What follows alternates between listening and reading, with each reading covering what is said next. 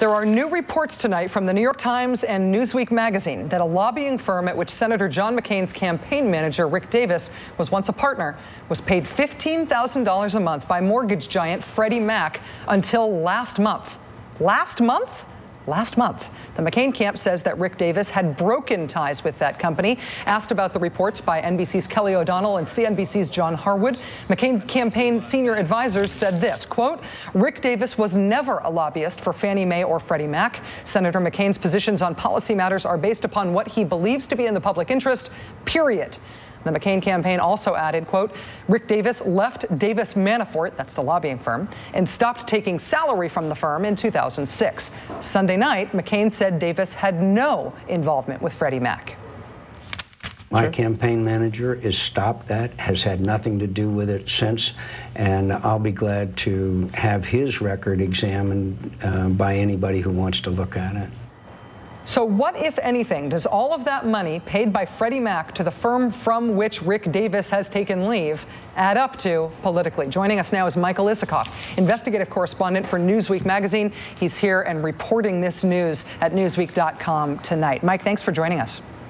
Good to be with you. We knew before that Rick Davis was involved in a group that had been set up by Fannie Mae and Freddie Mac to advocate for its interests, chiefly less regulation, that he had been paid $30,000 a month at some point in his past to be involved with that group.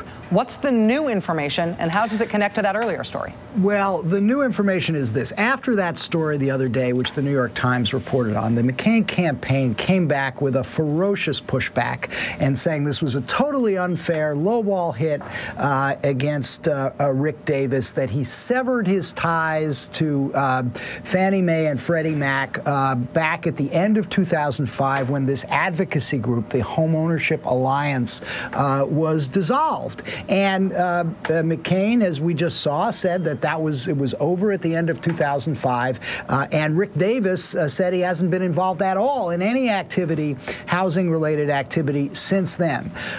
Well, they left out something that, I think a lot of people could find fairly significant, which is that after the Home Ownership Alliance ended at the end of 2005, Rick Davis went back to Freddie Mac and said, I would still like to be paid, according to our reporting tonight on this, and asked for a consulting arrangement to continue. And an arrangement was entered into, according to our sources, basically because of his relationship with John McCain, that Freddie Mac put Davis Manafort, Rick Davis's consulting firm, on a $15,000 a month retainer in 2006, and we are told because of his association with John McCain, you didn't want to say no to John McCain's campaign manager, as one source put it to us. Now, that relationship has continued ever since.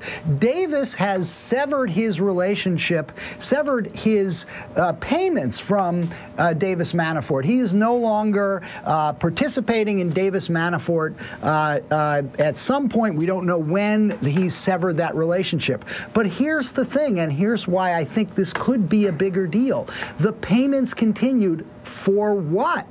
We're told that no work has been performed under this consulting arrangement with Davis Manafort. There's nobody else at Davis Manafort who is doing work for this $15,000 a month consulting arrangement.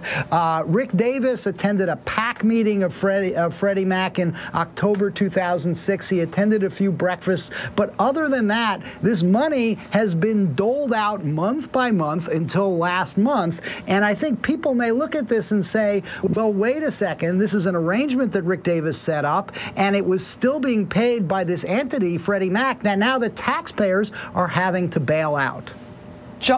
When the John McCain campaign was asked about this tonight, they are saying that Rick Davis has never lobbied for Freddie Mac. They are pushing back very hard on your reporting here. We saw them push back very hard against the New York Times' reporting on the earlier arrangement, the arrangement that ended at the end of 2005, earlier this week, to the point of attacking the New York Times, the very idea that they're even a journalistic institution. What do you make of the pushback, and are you experiencing it personally tonight? I think this is, one of the problems you get into when you sort of forget about the press and say we're going to declare war on the press is you don't go through a filter of trying to examine your own statements before you make them and try to think about how it's going to play in the press. And if the McCain campaign knew 2 nights ago that Rick Davis's lobbying firm was being paid $15,000 a month by Freddie Mac, it's hard to imagine that they would have made and cared about how the press might report that. It's hard to imagine that John McCain would have been out there Sunday night saying he's had no relationship with Freddie Mac for the last 3 years, and Rick Davis himself would have gone on that conference call and attacked the New York Times story and say, as he did, there's been no activity.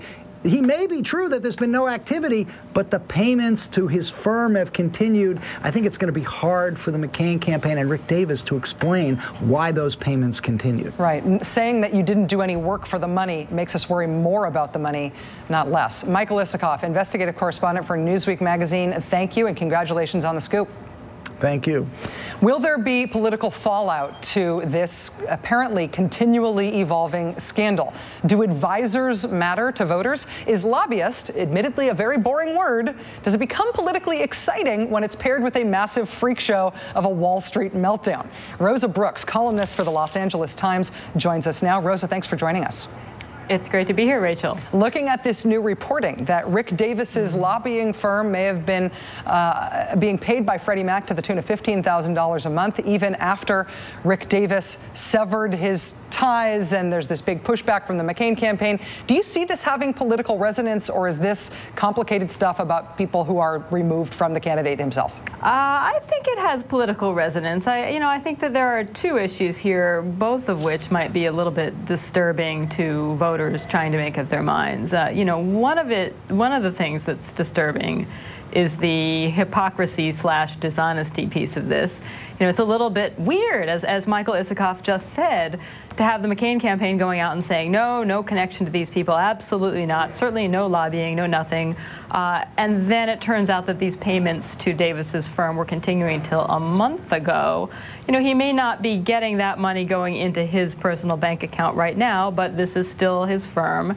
He's presumably intends to go back to it at some point. And as you said yourself, in some ways it's even worse if he's not doing any work for it. The money's just piling up, waiting for, it's like saying, don't pay me, why don't you just give those payments to my brother over here for a while I do something else. And I think to be denying it, saying this wasn't happening, it gets very, if I may say so, it's sort of Clinton-esque. It gets into depends what the meaning of is, depends what the meaning of lobby is. It looks pretty yucky, and it's particularly hypocritical looking at a time when the McCain campaign is trying very, very hard to tar Obama with associations, very, questionable claims about associations, far down the line with Fannie Mae and Freddie Mac, while meanwhile the McCain campaign is just lying like crazy about its own much closer links to the very same mortgage giants that are part of the root of this whole mess that we're in right now. So that I think is one of the problems, and it's only one. The other is the potential conflict of interest issues. The substantive issues, the conflict of interest issues, and then the